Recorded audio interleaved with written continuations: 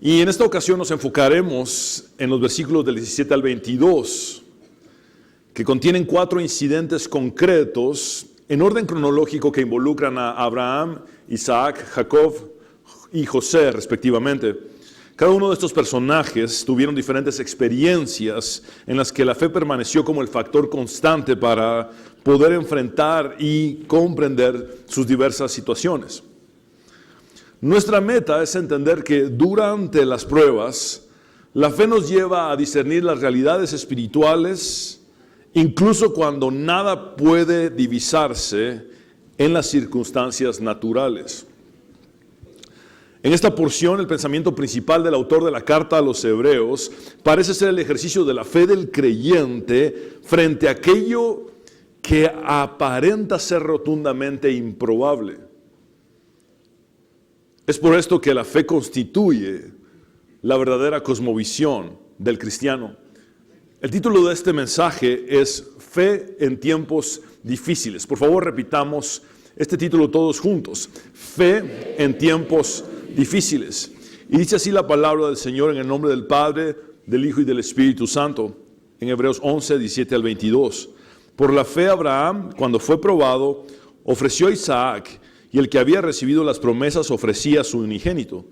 Habiéndosele dicho, en Isaac te será llamada descendencia, pensando que Dios es poderoso para levantar aún de entre los muertos, de donde, en sentido figurado, también le volvió a recibir. Por la fe bendijo Isaac a Jacob y a Esaú respecto a cosas venideras. Por la fe Jacob, al morir, bendijo a cada uno de los hijos de José y adoró apoyado sobre el extremo de su bordón. Por la fe José, al morir, mencionó la salida de los hijos de Israel y dio mandamiento acerca de sus huesos. Y este es el punto número 1. La fe prevalece en la confusión. ¿Alguna vez has dicho, yo creo en Dios y anhelo obedecerle, pero no entiendo lo que Él quiere ni lo que Él hace? Estas preguntas son válidas cuando nuestra fe es probada. Y vemos que el gran patriarca Abraham se menciona varias veces en el Nuevo Testamento como alguien que no solamente tuvo fe, sino que además actuó según su fe.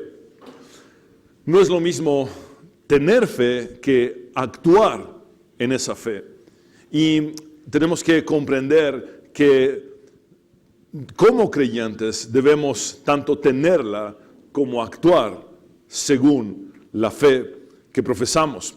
El autor de la carta a los Hebreos le da más espacio a Abraham que a cualquier otro personaje de la lista de los héroes de la fe que registra. Él reconoce que Abraham es el mejor ejemplo para expresar lo que anhela comunicar a sus sufrientes lectores, aquellos judíos convertidos al cristianismo que estaban a punto de claudicar y de apostatar de la fe debido a los sufrimientos a los que estaban siendo expuestos. Y en síntesis es que la fe no es una suposición positiva basada en la estimación humana de las posibilidades, sino el aceptar las promesas de Dios y actuar sobre estas a pesar de que no haya nada que indique la probabilidad de que dichas promesas se cumplan. Abraham obedeció y le creyó a Dios aunque no tuviera nada tangible a su alcance sobre lo que pudiera apoyarse, respaldarse o reclinarse. Lo dejó todo sin saber a dónde iba, habitó en la tierra prometida sin poseerla, como un nómada forastero. El vientre de su esposa era estéril, y aunque la tradición judía dice que Abraham fue probado por Dios en 10 ocasiones distintas, verdaderamente la prueba suprema de su fe fue cuando Isaac, el hijo de la promesa, ya siendo un muchacho, le fue pedido por Dios en sacrificio. Es en ese momento en el que Abraham tiene un conflicto entre su amor por su hijo y su deber hacia Dios, que su fe llega a ser magnánima. Y el autor de la carta a los Hebreos se enfoca ahora para destacar ese momento de la vida de Abraham como el mayor ejemplo de fe del primer patriarca. Dice el versículo 17, y leámoslo nuevamente, por la fe Abraham, cuando fue probado, ofreció a Isaac, y el que había recibido las promesas ofrecía a su unigénito. Mis hermanos, por favor, vean cómo aparece 2 veces la palabra ofrecer. La primera dice ofreció y la segunda dice ofrecía. Vamos a leerlo nuevamente. Por la fe, Abraham, cuando fue probado, ofreció a Isaac, y él, que había recibido las promesas, ofrecía su unigénito. ¿Por qué resalto la diferencia entre ofreció y ofrecía? Bueno, el sentido es que para Abraham ofrecer a Isaac era un hecho. Cuando dice ofreció, es decir, lo había dado por muerto. En el momento en que Dios le pide que lo sacrifique, para él ya su hijo estaba muerto. Pero luego cuando dice, y el que había recibido las promesas ofrecía su unigénito, esa palabra ofrecía implica que lo que él había dado por hecho fue interrumpido por Dios. Y entonces también se hace notar en el texto la palabra unigénito, que es el mismo término griego, monogenes, que Juan usa para describir a Jesús como el unigénito Hijo de Dios. Entonces, vemos en Abraham una determinación de sacrificar a su hijo, una interrupción de parte de Dios de este sacrificio, pero el hijo era no solamente uno de los hijos de Abraham, sino el unigénito hijo de Abraham, y esto nos hace recordar a Jesucristo, el unigénito de Dios. Versículo 18, habiéndosele dicho, en Isaac te será llamada descendencia, pensando que Dios es poderoso para levantar aún de entre los muertos, de donde, en sentido figurado, también le volvió a recibir. Como lo había dado por muerto en el momento que Dios se lo pidió, cuando Dios interrumpe el sacrificio, en ese momento es como si su hijo hubiese resucitado. Esto fue entonces una figura inédita de la resurrección corpórea de Cristo. Ahora, hagamos un breve recorrido por el libro de Génesis, tratando de ponernos en el lugar de Abraham, ubicarnos en sus zapatos y comprender entonces que había mucho en juego en esta prueba.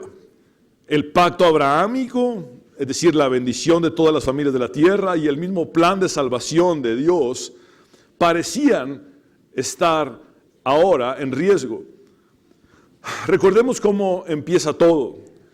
Dios le dijo a Abraham, vete de tu tierra y de tu parentela y de la casa de tu padre a la tierra que te mostraré. Luego hizo con él el pacto abrahámico, que es, y haré de ti una nación grande, y te bendeciré y engrandeceré tu nombre, y serás bendición. Bendeciré a los que te bendijeren, y a los que te maldijeren maldeciré, y serán benditas en ti todas las familias de la tierra.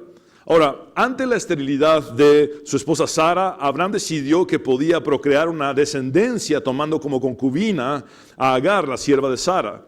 Y de esta unión nació su hijo Ismael. Finalmente, después de una nueva confirmación del pacto y de una espera de alrededor de 25 años, Sara quedó embarazada y nació Isaac, el hijo de la promesa.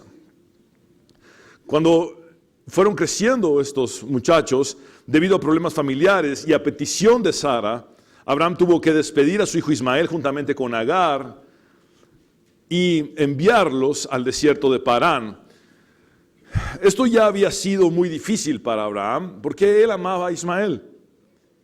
Pero fue allí donde Dios le afirmó a Abraham lo siguiente, en Génesis 21, 12, en la segunda parte. En Isaac te será llamada descendencia. Entonces tenemos el pacto abrahámico y que el cumplimiento de este pacto sería a través de la descendencia que vendría de parte de Isaac.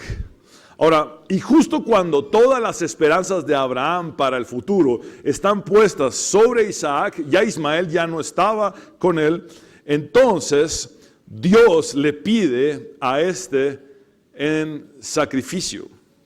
Génesis 22, 1 al 5 dice, aconteció que después de estas cosas, Dios probó a Abraham y le dijo. Ahora, antes de seguir leyendo el texto, quiero resaltar que es Dios mismo quien toma la iniciativa de probar a Abraham, no porque Dios necesite saber cuál es el resultado de esa prueba. Dios en su omnisciencia ya sabe qué va a pasar.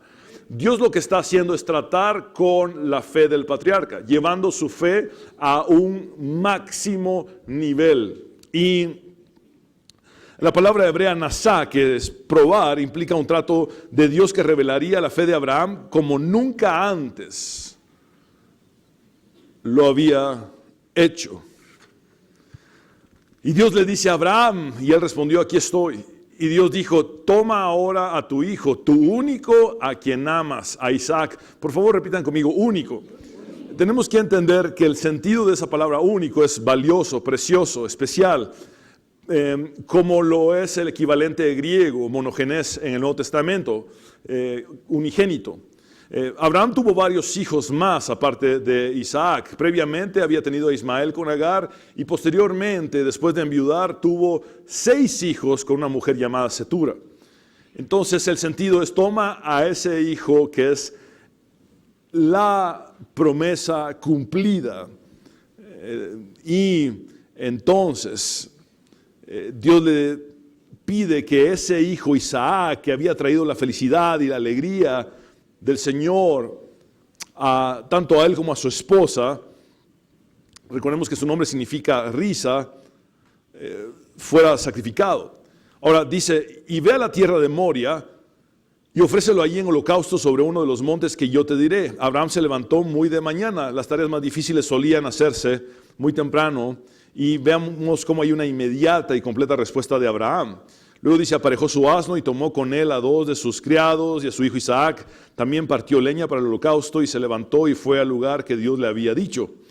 Al tercer día, es decir, después de un viaje de 3 días, esto implica que Abraham no respondió impulsivamente, sino que tuvo tiempo para meditar y determinarse a obedecer a Dios. Alzó Abraham los ojos y vio el lugar de lejos. Entonces Abraham dijo a sus criados, quédense aquí con el asno. Yo y el muchacho, Isaac para este momento ya era un joven, iremos hasta allá, adoraremos, y aquí hay una palabra clave, y volveremos a ustedes. Esta palabra parece mostrar que de una forma u otra, Abraham estaba convencido de que regresaría con su hijo vivo. Y el autor de la carta a los Hebreos toma esto como una declaración de la fe de Abraham, quien creyó que Dios podría incluso resucitar a Isaac de los muertos para cumplir su promesa. Este es el primer indicio de la resurrección. Y quiero explicarme bien. Esto no significa que Abraham en su mente tenía ya toda una doctrina de la resurrección, sino que su fe razonó que Dios de alguna manera, si Isaac muriera en aquel sacrificio, lo volvería a la vida para cumplir con lo que le había prometido. Ahora, una cosa es decir que confiamos en la palabra de Dios cuando estamos esperando el cumplimiento de una promesa, y otra muy diferente es confiar en Dios cuando parece que Él ha decidido arrebatarnos una promesa que ya hemos recibido. Es como si Dios se hubiese echado atrás. Eso es lo que aparentaba. La mayor crisis de Abraham es, sin duda alguna, la contradicción aparente entre las promesas de Dios que habían de cumplirse a través de su heredero Isaac y la orden de Dios de sacrificar a dicho heredero. Y esta es la paradoja de la fe, tener que renunciar a quien había sido y a la vez sería el medio por el cual vendría el cumplimiento de las promesas de Dios. En esencia, el futuro completo de Abraham dependía exclusivamente de Isaac. Si Isaac muriera, entonces, ¿qué iba a hacer de la promesa de Dios a Abraham? Aunque Abraham no pudo entender a Dios, sí supo cómo obedecerle. Repito esto, aunque Abraham no pudo entender a Dios, sí supo cómo obedecerle. Y esto nos lleva a entender algo sumamente profundo. La calidad de la fe se mide en la obediencia. Mis hermanos, lo vuelvo a decir, la calidad de la fe se mide en la obediencia. Vivimos en tiempos peligrosos de falsas doctrinas, de vientos diversos de doctrinas, donde más que fe en Dios se ha desarrollado una fe en la fe. En otras palabras, ya no es la fe en Dios, la obediencia y la rendición de la cual la Biblia nos enseña, sino que ahora se ha redefinido erróneamente la fe y se enseña una fe en la fe que es totalmente inútil. ¿A qué me refiero con esto? Han descrito los falsos maestros a la fe como una especie de fuerza supersticiosa en mis prerrogativas divinas, en mis capacidades humanas, donde yo tengo entonces la autoridad para imponer y decretar y declarar lo que yo quiero que suceda, y yo soy el que hago mis propias realidades en lugar de rendirme a la voluntad de Dios. Entonces, cuando la fe ha sido tan tergiversada, es importante entender qué realmente determina la calidad de la fe. Y Dios dice que lo que determina la calidad de la fe es la obediencia. De hecho, hay dos puntos claves en la vida de Abraham que nos muestran esto. El primero es cuando Dios lo llama y le dice: vete de tu tierra y de tu parentela y de la casa de tu padre a la tierra que te mostraré. Abraham tuvo que abandonar todo su pasado, dejar atrás todo lo que le era conocido y creerle a Dios, quien lo llevaba con un rumbo desconocido. Ahora, entonces vean cómo para Abraham fe es obedecer abandonando su pasado. Pero ahora, el segundo momento clave en su vida es justo el que resalta el autor de la carta a los Hebreos, cuando Abraham está listo para sacrificar a su hijo Isaac y tiene que abandonar todo lo que él había considerado que era su futuro. Sacrificar a Isaac era abandonar su futuro. Entonces, la fe fue obediencia para abandonar su pasado, y la fe fue obediencia para estar dispuesto a abandonar su futuro y depender absolutamente de Dios, aunque no entendiera lo que Dios estaba haciendo. Esta inmensa prueba de fe nunca tuvo el propósito de destruir a Abraham, aunque en el momento parecía que todo se estaba desmoronando. Finalmente esta prueba lo llevaría a la cima de su caminar con Dios, a una dimensión que nunca antes se le había conocido. Y noten cómo la fe de Abraham fue revitalizada en medio de la prueba hasta el punto de decir: yo le obedezco a Dios en todo porque Él lo puede todo.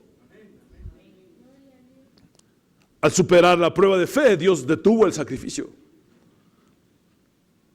y dijo lo siguiente: el Señor: por mí mismo he jurado, declara el Señor, que por cuanto has hecho esto y no me has rehusado tu hijo, tu único, de cierto te bendeciré grandemente y multiplicaré en gran manera tu descendencia como las estrellas del cielo y como la arena en la orilla del mar, y tu descendencia poseerá la puerta de sus enemigos, en tu simiente serán bendecidas todas las naciones de la tierra, porque tú has obedecido mi voz. Insisto, la calidad de la fe se mide en cuanto y cómo obedecemos la voz de Dios. Y nosotros contamos hoy en día con la profecía más segura, es decir, con la voz de Dios más segura, y está escrita, y es la Biblia. Tomó entre 1500 y 1600 años en ser escrita, fue inspirada a más de 40 autores en 3 continentes distintos, en 3 diferentes idiomas. Hoy la tenemos al alcance de nuestra mano en nuestro idioma vernáculo, el español. Entonces, nuestra fe se mide en cuanto obedecemos lo que la Biblia dice. Esa es la verdadera fe.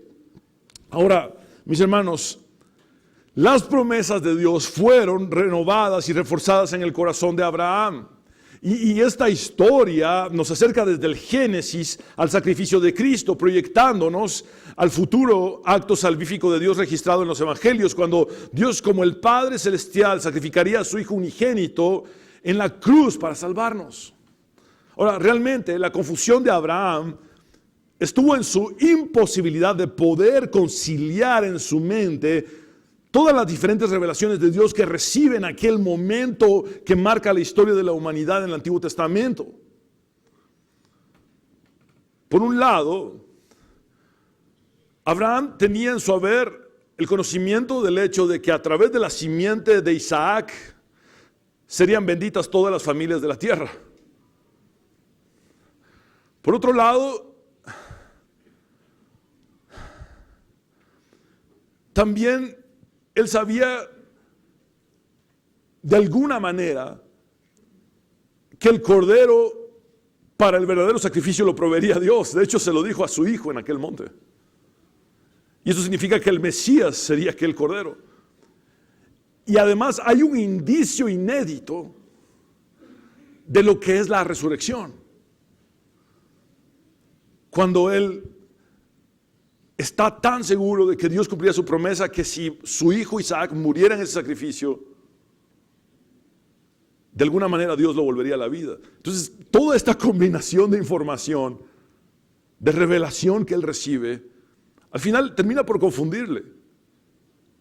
Porque no estaba en sus capacidades humanas el poder comprender tanto. Sin embargo, cuando supera la prueba, puede divisar entonces en el horizonte el plan de salvación de Dios. Y Jesús reconoce esto. En el Nuevo Testamento, el mismo Señor Jesucristo dice en Juan 8:56, Abraham, el padre de ustedes, se regocijó esperando ver mi día y lo vio y se alegró. Allí estaba provisto el Cordero de Dios para el sacrificio. Allí estaba aquel que vendría de la simiente de Abraham para salvar y bendecir a las familias de la tierra. Allí estaba aquel que resucitaría de los muertos al tercer día. Jesucristo. Abraham lo había divisado desde aquel monte en el que su fe fue probada en extremo. Ahora, Santiago también nos habla de este suceso y dice, no fue declarado justo nuestro padre Abraham por lo que hizo cuando ofreció sobre el altar a su hijo Isaac. Y quiero explicarme con esto. En Génesis 15:6 se nos dice que Abraham creyó al Señor y le fue contado por justicia.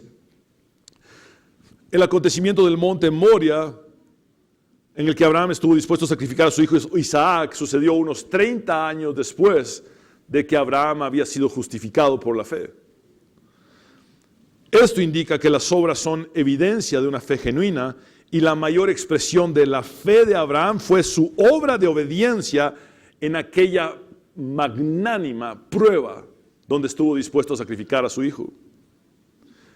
Ya lo ves, su fe y sus obras actuaban conjuntamente y su fe llegó a la perfección por las obras que hizo. Ahora, esto en nada contradice lo que Pablo nos enseña en Efesios 2:8-9, porque por gracia sois salvos por medio de la fe, y esto no de vosotros, porque es un don o un regalo de Dios, que no es por obras para que nadie se gloríe. Somos salvos por la fe y no por las obras. Estamos totalmente de acuerdo con esto. Ahora, lo que está acentuando el autor de Santiago es que es imposible separar la fe de las obras. La fe trabaja junto a las obras y las obras trabajan junto a la fe. Te lo simplifico de esta manera. Lo que crees determina lo que haces y lo que haces determina lo que crees. Dime qué haces y te voy a decir qué crees. Dime qué crees y te diré lo que se supone que haces.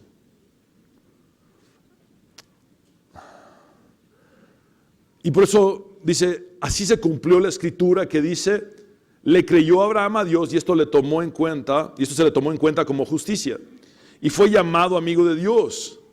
Como pueden ver, a una persona se le declara justa por las obras y no solo por la fe. Recordemos que la fe sin obras es muerta. Y mi pregunta es sencilla, ¿se puede ser salvo con una fe muerta? No. Entonces la verdadera fe se manifiesta en obras. Y solamente una fe así, una fe viva, es la que trae justificación al pecador. Cualquiera podría decir, tengo fe y hacer obras contrarias a lo que sería el cristianismo. Y solamente se engaña a sí mismo. Pero la fe auténtica se comprueba en base a cuáles son las obras. O con base a cuáles son las obras. Las pruebas, mis hermanos, son parte de la vida del cristiano. Jesús dijo que en el mundo tendríamos aflicción, pero que podríamos confiar en Él porque Él ha vencido al mundo. ¿Cuántas son las aflicciones del justo? Muchas. Entonces, mis hermanos, cuando se cae en el discurso monotemático del falso evangelio de la prosperidad, donde básicamente es salud, dinero y amor espiritualizados todo el tiempo, se está dando un mensaje falso. Las pruebas son parte de la vida de los creyentes y Dios mismo determina que pasemos por diversas pruebas. Es lo que se nos enseña desde el mayor referente de la fe, que es Abraham. Entonces, las pruebas son parte de nuestra vida cristiana.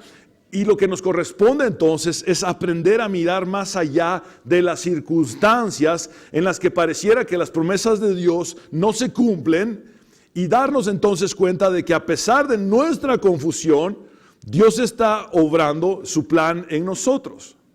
En otras palabras, cuando nada tiene sentido, cuando mi realidad actual parece incongruente con lo que Dios me prometió, cuando estoy en medio de algo que no entiendo en lo absoluto, la fe debe prevalecer.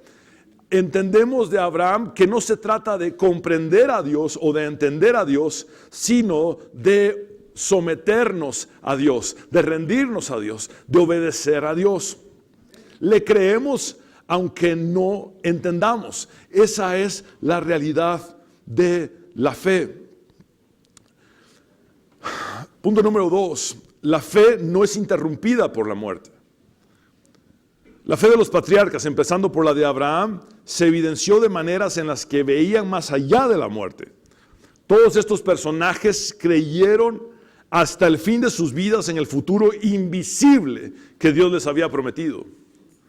La fe es la certeza de lo que se espera y la convicción de lo que no se ve. Es decir, hay una convicción acerca de lo que no veo, pero no es porque yo lo esté generando fantasiosamente. No, es porque Dios lo ha dicho. Y porque puedo tener entonces esa certeza resuelta de que lo que Él ha dicho será hecho por Él. Y aunque para mí sea simplemente un futuro invisible, sé que Él lo hará. Entonces, el autor de Hebreos se desplaza por las 3 generaciones siguientes a Abraham. Estamos hablando de Isaac, Jacob y José, mostrando que cada uno de estos personajes enfrentó la muerte creyendo en cosas que hasta entonces no se habían visto. Por eso quiero dedicar esta predicación a toda familia que está enfrentando la hora de la muerte para alguno de sus seres amados. Quiero dedicar esta predicación a todos aquellos que quizá están pasando ya por el duelo, por la partida de uno de sus seres amados. Y también quiero dedicar esta predicación personalmente a alguien que se encuentre al borde de la muerte física. Porque nuestra fe está puesta en el Dios eterno. La muerte no puede interrumpir nuestra fe. Es decir, nuestra fe no acaba cuando nuestros ojos se cierran en este mundo. La Biblia nos enseña que la ausencia de este cuerpo físico es presencia delante de Jesucristo. Entonces, la fe no se interrumpe. La fe simplemente continúa porque está puesta en el Dios eterno. El Dios que no tiene una frontera que le limite entre lo temporal y lo eterno. Él es el pastor que nos guía más allá de la muerte. Es lo que nos enseña la Biblia. Entonces, estamos hablando de 3 personajes que enfrentándose a la muerte pudieron divisar el futuro sin que su fe decayera.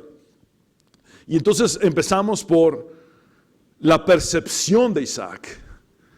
Y vemos el versículo 20. Por la fe bendijo Isaac a Jacob y a Esaú respecto a cosas venideras. El contexto es que Isaac está a punto de morir, es un hombre viejo y sabe que sucederán cosas a sus hijos después de que él ya no esté. En el mundo antiguo era sumamente importante asegurar la bendición del padre y recibir la seguridad de la herencia futura, especialmente la primogenitura. Tanto así que Jacob se hizo pasar por su hermano Esaú, quien era el primogénito, para suplantarlo y recibir así la bendición de su padre Isaac. Ese relato lo encontramos en Génesis 27, 27 al 29. Dice, Jacob, pretendiendo ser Esaú, se acercó a su padre Isaac y lo besó. Cuando Isaac percibió el olor de su ropa, lo bendijo así. Recordemos que Jacob se había disfrazado de Esaú. Fíjense en el aroma de mi hijo. Es como el aroma del campo que el Señor ha bendecido. Que Dios te dé del rocío del cielo y de las grosuras de la tierra. Que te dé abundante trigo y vino. El versículo 29 es sumamente importante. Que te sirvan los pueblos, que las naciones se inclinen ante ti. Conviértete en Señor de tus hermanos y que ante ti se inclinen los hijos de tu madre. Malditos sean los que te maldigan y benditos sean los que te bendigan. Hay aquí una resonancia del pacto abrahámico también. Ahora, después de que Jacob con engaños obtuvo la bendición del primogénito sin serlo, esto entonces dejó solamente una modesta bendición para su hermano Esaú. Y esta es la bendición de Isaac para Esaú en Génesis 27, 39, 40. Entonces Isaac, su padre, le respondió así a Esaú: tendrás tu habitación en lo mejor de la tierra y gozarás del rocío de los cielos de arriba, vivirás gracias a tu espada y servirás a tu hermano, y una vez que te hayas fortalecido, te quitarás del cuello su yugo. En ambas bendiciones dadas a sus hijos, el cumplimiento vendría después de la muerte de Isaac. Ahora, fue solamente por la fe que un peregrino como Isaac, que no poseía una tierra propia, ni una casa, sino que vivió en tiendas, que pudo bendecir de esta manera a sus hijos. Es más, incluso la modesta bendición sobre Esaú parece pretenciosa cuando analizas lo que era la realidad de Isaac en ese momento. No digamos el decirle a Jacob, pensando que era Esaú, que te sirvan los pueblos, que las naciones se inclinen ante ti. Estas palabras de Isaac fueron mucho más allá del tiempo de vida de Jacob, teniendo su cumplimiento verdadero en Jesucristo, quien vendría de la simiente de Jacob. Tal como lo profetizó Daniel acerca del Mesías. Sería el Mesías a quien las naciones le servirían. Dice Daniel 7, 13, 14, seguí mirando en las visiones nocturnas y aquí con las nubes del cielo venía uno como un hijo de hombre que se dirigió al anciano de días y fue presentado ante él y le fue dado dominio, gloria y reino para que todos los pueblos, naciones y lenguas le sirvieran. Su dominio es un dominio eterno que nunca pasará y su reino uno que no será destruido. Entonces, cuando Isaac, siendo engañado, bendice a Jacob, las palabras que está dando a su hijo realmente detonarían muchas generaciones después hasta el Mesías Jesucristo. Aun cuando su realidad presente al borde de la muerte era de no tener nada.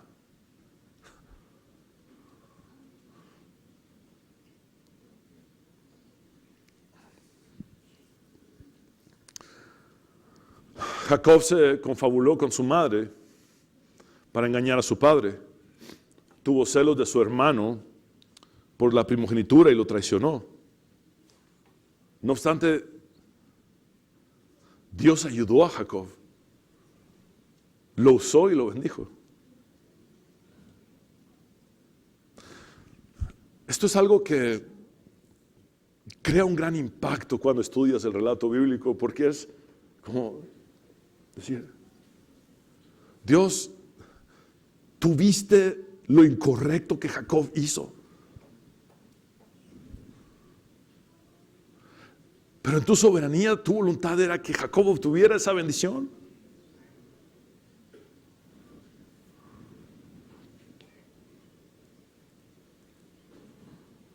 Y esto nos muestra algo sumamente esperanzador para todos nosotros. Las bendiciones de Dios nos son dadas no porque las merezcamos, sino porque las necesitamos. Dios nos ha bendecido no porque hayamos ganado su bendición, sino porque necesitamos su bendición para que su plan sea cumplido en nosotros y en los nuestros.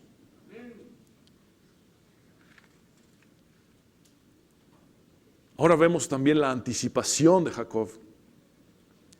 En Hebreos 11:21 dice, por la fe Jacob al morir bendijo a cada uno de los hijos de José, es decir, a sus nietos, Efraín y Manasés, y adoró apoyado sobre el extremo de su bordón. Por favor, repitan conmigo, adoró. Bueno, una posible traducción es adoró apoyado sobre el extremo de su bordón, y otra es adoró apoyado sobre el extremo de su cama. Porque las palabras bordón y cama en hebreo son muy similares. Entonces podemos encontrar las dos traducciones. Lo que está implícito es que Jacob está al borde de la muerte y que al final de su vida siguió siendo un adorador. De los patriarcas, el menos ejemplar fue Jacob, seamos honestos, lo hemos hablado ya. Pero al final de su vida es un adorador verdadero. Y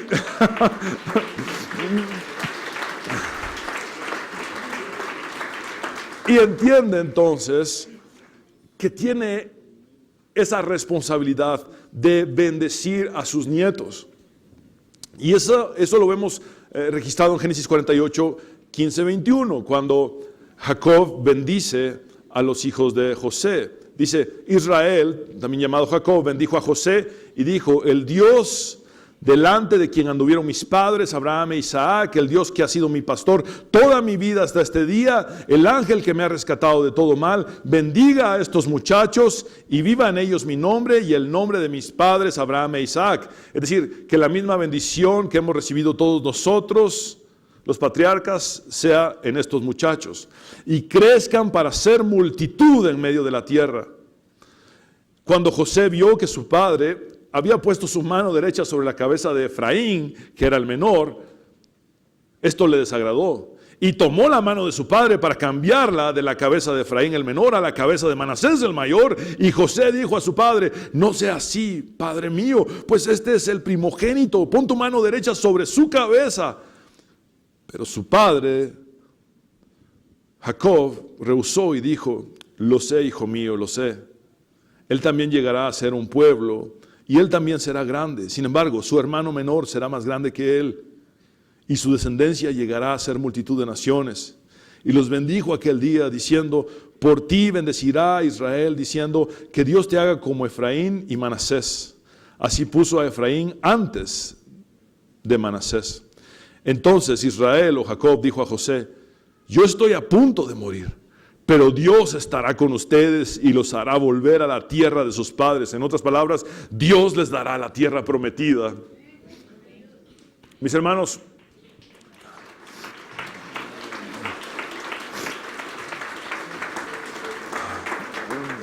noten cómo siempre la soberanía de Dios prevalece. Ya sea que hubiese habido un engaño o ya sea que no se hagan las cosas según los protocolos humanos. Cuando Jacob suplanta a Esaú y recibe la bendición del primogénito, realmente Isaac, su padre, fue engañado. La bendición la entregó siendo engañado. Pero la soberanía de Dios estuvo allí.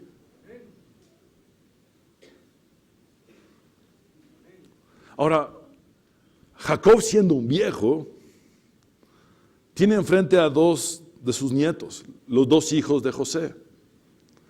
Manasés, el primogénito, y Efraín, el menor. Da la bendición de la primogenitura al menor, intencionalmente, ya no con engaño, ahora sí con descaro ya. Bueno, el otro también fue un descaro, ¿no? Pero ahora sí directamente dice, aquí está y voy a bendecir al menor. Pero José le quita la mano, no, poner la mano en la cabeza de este otro. Dice, no, este va a ser bendecido, pero la bendición mayor la va a tener Efraín.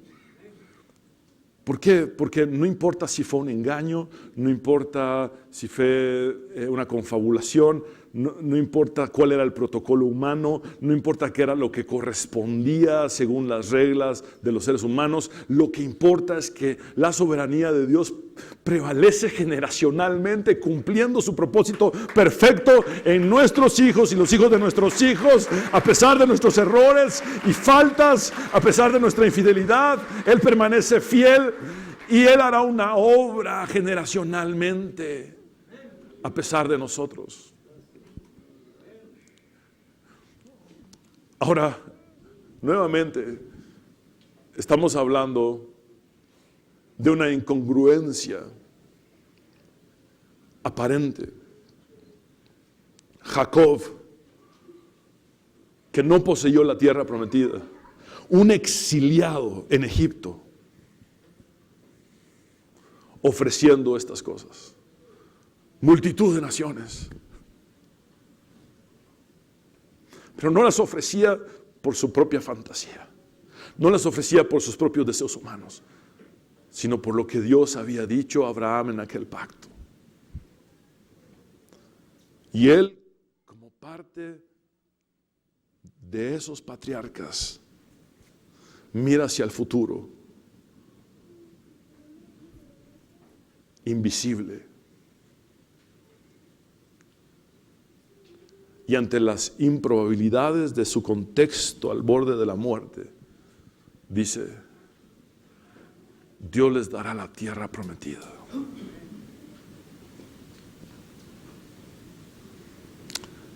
Y luego el autor de Hebreos nos lleva a la convicción de José. Y dice en el versículo 22, por la fe José, al morir, también como un extranjero en Egipto, mencionó la salida de los hijos de Israel, es decir, el éxodo, y dio mandamiento acerca de sus huesos. ¿Cuál fue ese mandamiento acerca de sus huesos? Génesis 50, 24, 25 dice: y José dijo a sus hermanos: yo voy a morir, pero Dios ciertamente cuidará de ustedes y los hará subir de esta tierra a la tierra que él prometió en juramento a Abraham, a Isaac y a Jacob. Luego José hizo jurar a los hijos de Israel diciendo: Dios ciertamente los cuidará y ustedes se llevarán mis huesos de aquí. Fue hasta tiempos de Josué que los huesos de José fueron sepultados en la tierra prometida, en un lugar llamado Siquem. Ahora, mis hermanos, vemos un común denominador de estos personajes, o en estos personajes. Y es que cuando su vida terrenal está finalizando, su corazón sigue enfocado por la fe en las cosas que Dios dijo que sucederían. Su fe no es interrumpida por la muerte. Su fe sigue viendo hacia lo que Dios ha de hacer después de que ellos partan de este mundo.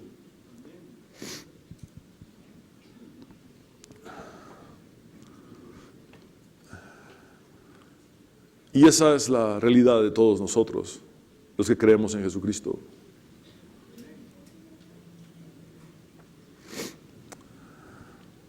Calvino dijo que la petición de José de que sus huesos fueran llevados de Egipto a la tierra prometida no era egocéntrica o egoísta, sino que era una petición que buscaba afianzar la fe de sus hermanos.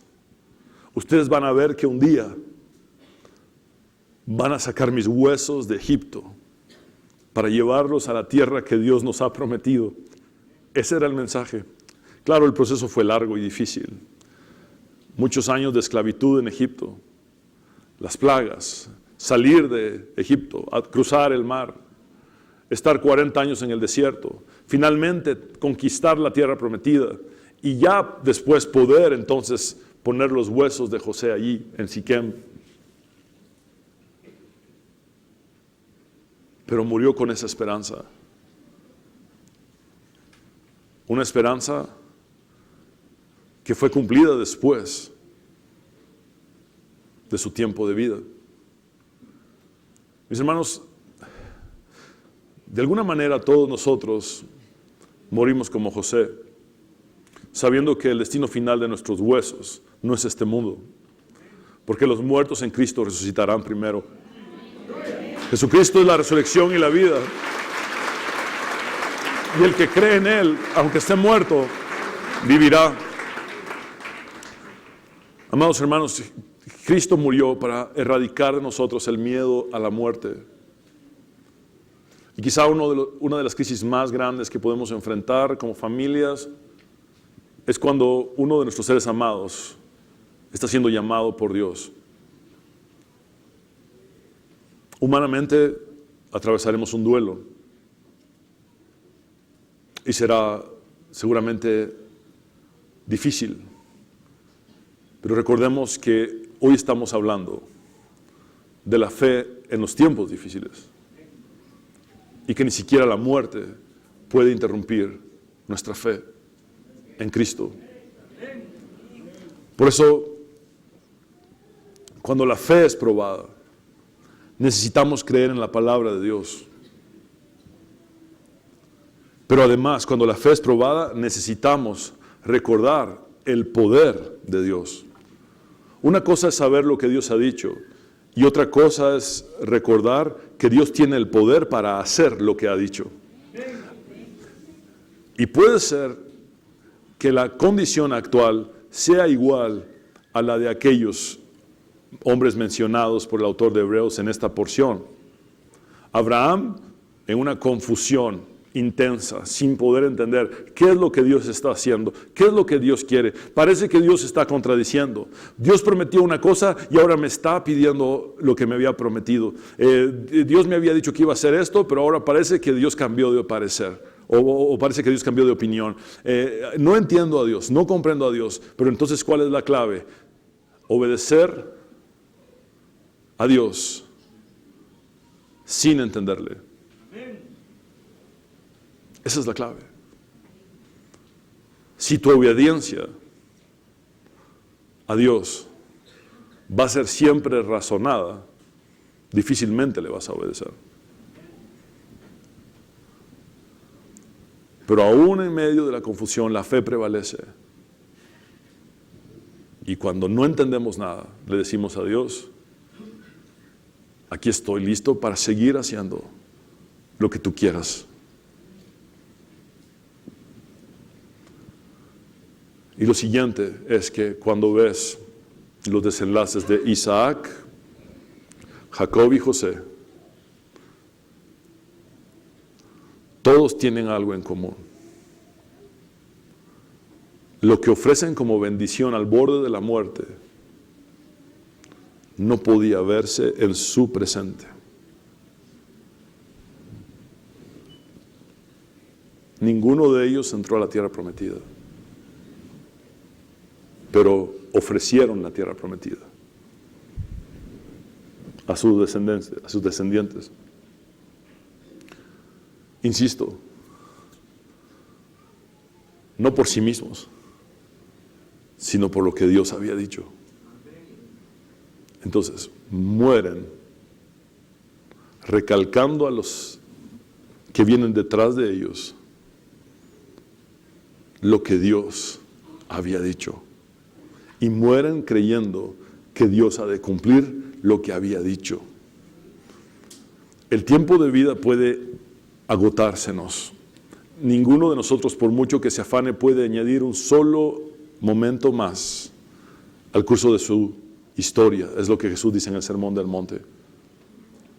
Ninguno de nosotros se muere en la víspera, ninguno de nosotros vive más de lo que ya Dios determinó.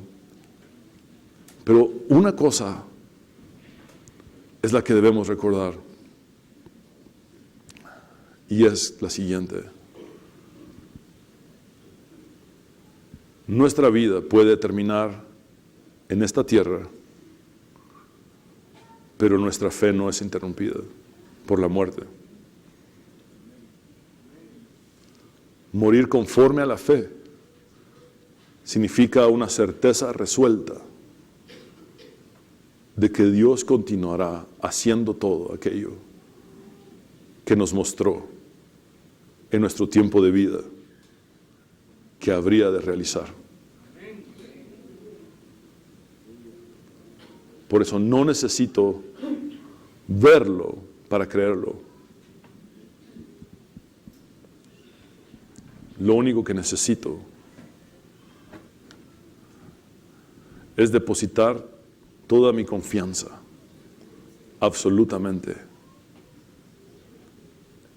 en lo que Dios ha dicho y en su poder para realizarlo. La fe nunca es mayor que su objetivo. Por eso lo importante es quién es Dios.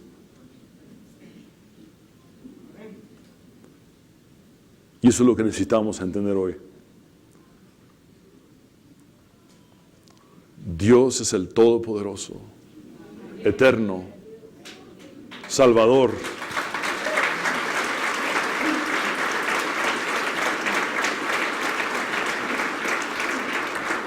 Él no miente, Él permanece fiel cuando somos infieles.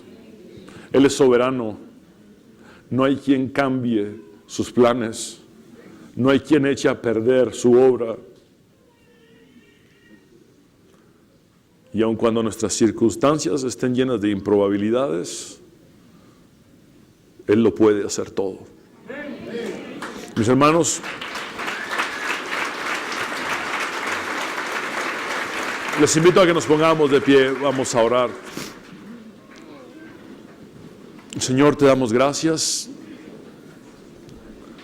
por hablarnos en esta hora. Tu palabra es viva y eficaz y más cortante que toda espada de dos filos.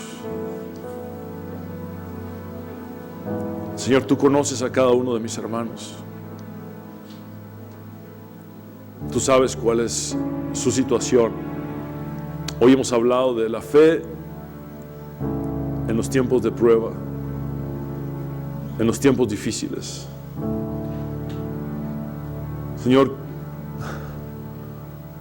quizá muchos de mis hermanos están confundidos, porque pareciera que lo que estás haciendo o permitiendo no tiene sentido. Pero tú siempre tienes la razón, Dios. Tú siempre eres perfecto. Señor, quizá muchos de mis hermanos ven una incongruencia entre su realidad actual y lo que esperaban de ti. Pero tú has permanecido fiel.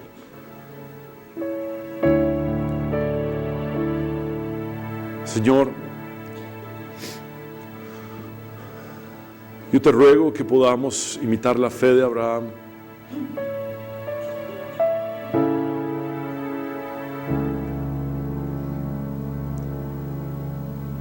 No necesitando entender para obedecer.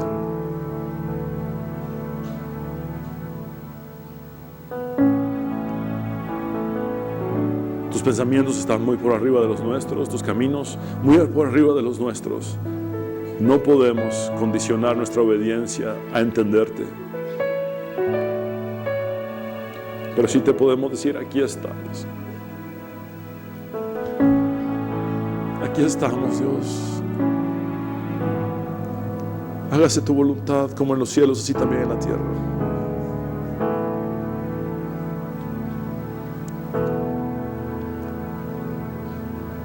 Señor, cuán maravilloso saber que la fe no es interrumpida por la muerte. Que solo somos peregrinos, que estamos de paso en este mundo caído. Que esta tierra no es nuestro destino final, sino solamente la antesala a la eternidad. Y que al concluir nuestros días aquí, aunque nuestras circunstancias no sean prometedoras respecto a las generaciones futuras,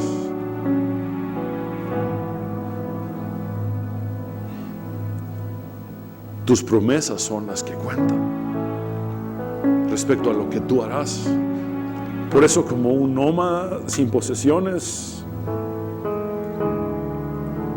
Isaac bendice. Por eso, como un exiliado en Egipto, Jacob bendice. Por eso, como un extranjero en Egipto, José bendice. Y por eso nosotros, como peregrinos y extranjeros en este mundo, Señor, bendecimos a aquellos que vienen después de nosotros. Ya sea que tú nos hayas dado descendencia física, biológica o no, quizás nos has dado descendencia espiritual en el sentido de gente que hemos podido alcanzar para ti, discipular. Señor, gracias por esa certeza inconmovible.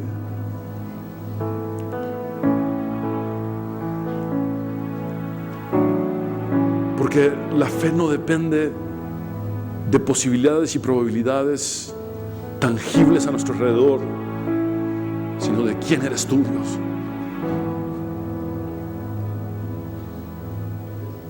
Por eso, en medio de cualquier situación y circunstancia, podemos decir: creemos en ti, confiamos en ti. Y ante todo, Señor, deja en nuestros corazones esto: la calidad de la fe se mide en la obediencia. Lo que a ti te agradó de Abraham fue que obedeció tu voz. La máxima prueba de fe del mayor exponente de la fe en el Antiguo Testamento